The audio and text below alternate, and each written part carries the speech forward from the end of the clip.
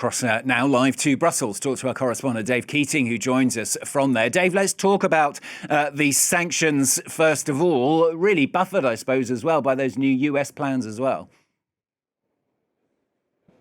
Yeah, it's interesting. So President Zelensky entered on the red carpet here behind me just a little while ago, and the original context in which he was invited to this summit was because of the reported dressing down he got from the US president last week in a private meeting, which we've since learned went just as badly as that very public meeting in the Oval Office a couple months ago.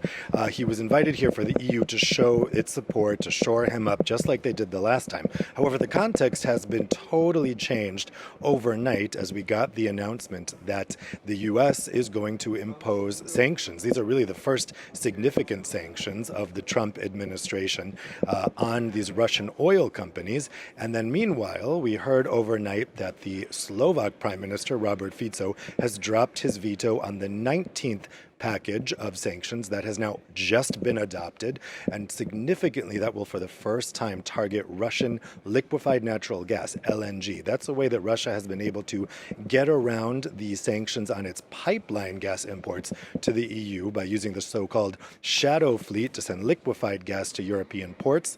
Those will now be blocked according to this new sanctions package. So as President Zelensky came in here this morning, it's a new context really of some optimism and some very good news for Ukraine coming overnight, both from here in Europe and over in Washington. Dave, we've also been hearing a lot about these plans to freeze Russian assets. What's the latest on that? Yeah, so the other big discussion here today is going to be whether or not to use this 140 billion euros of frozen Russian assets, give it to Ukraine. So confiscate it from Russia and give it to Ukraine.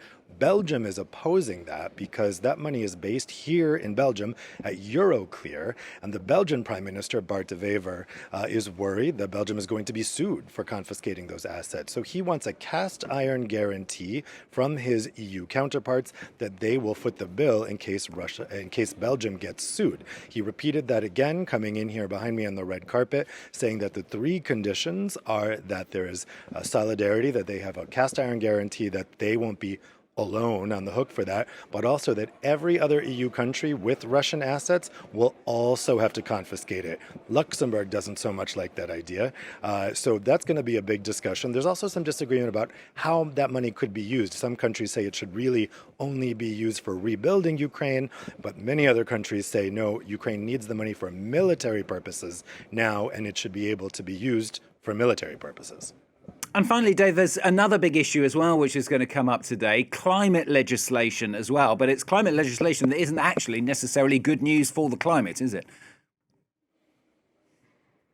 No, it's really about walking back EU climate legislation. This is due to a lot of factors, but one of them is that the EU promised Donald Trump in their EU-US trade deal, so-called trade deal, in July, that they would undo some EU climate legislation. That's what they're talking about over in the European Parliament and here at the European Council. It's being introduced as an agenda item called Climate and Competitiveness. There's a reason it's included there, because they think that the EU's green laws adopted in the first term of Commission President Ursula von der Leyen are hurting European companies' competitiveness. In particular, German Chancellor Friedrich Merz has come here to the Council today saying that he wants to undo those green laws. For instance, he wants to undo the 2035 phase-out date for combustion engines, so all electric vehicles sold after then.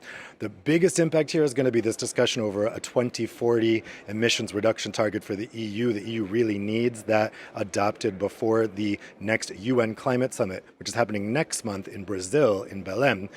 But it looks like we may get essentially an agreement to not have a 2040 target, at least not in time. So we'll see if by the end of today they can agree on the principle of establishing this 90% emission reduction target. But there's a lot of skeptics around the table about that, including French President Emmanuel Macron, who has said that that target needs to be reevaluated. Dave, thanks so much. Dave Keating there at Brussels at that summit for us. Of course, we'll be back with Dave during the day.